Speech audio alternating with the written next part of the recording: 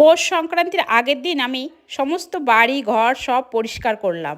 এটা আমার শ্বশুর বাড়িতে সব দিনেরই নিয়ম। আগে তো আমাদের বাড়িতে সবই মাটির ঘর ছিল, আর এই পৌষ সংক্রান্তিতে সব ঘরেই আমার লেপতে হতো। এখন যেহেতু আমাদের পাকা ঘর, তাই আমার সমস্ত বাড়িটাই পরিষ্কার করে নিলাম। বাড়িতে সব থেকে বড় কাজ হচ্ছে রান্না খাওয়া দাওয়া, আর আমি সবার আগে রান্নাটাই করে নিলাম। সুমি আমাকে বলে, মা তোমার তো কাজ করতে কষ্ট হয়ে যায়, তুমি একটা কাজের লোক নিয়ে নাও। আমি বলি কি, না বাবা, আমি যতটুকু পারি করতে থাকি। আমি মনে করি বাড়ি রান্না বান্না আর ছেলেমেয়ের খাওয়া দাওয়া হয়ে গেলে অন্য সব কাজ বাজ আমি নিশ্চিন্তেই করতে পারি। কই, তুমি কি আগে খুব ব্যস্ত? হ্যাঁ, আমি খুব ব্যস্তই আছি। কি বলবে বলো? তাহলে এখন আর কিছু বলবো না, পরেই বলবো। আগে তুমি এত কি কাজে ব্যস্ত যে কথা বলার সময় নেই তোমার? কালকে যে পৌষ সংক্রান্তি, আমাকে সমস্ত বাড়ি ঘর পরিষ্কার করতে হবে যে। আর তোমাদের মধ্যে কার কার এই নিয়মটা আছে আমাকে অবশ্যই জানি। দুই একদিন কাজের চাপ এতই যে বেড়ে যায়, দিন চলে যায় কিন্তু কাজ আর বাড়িতে শেষ হয় না। এমনকি খাওয়া দাওয়ারও সময় হয় না। কাজ করতে করতে আমার কষ্ট হয় ঠিকই, কিন্তু মনের মধ্যে আনন্দও যে হয় অনেক। আর তোমাদের সঙ্গে কথা বলতে বলতে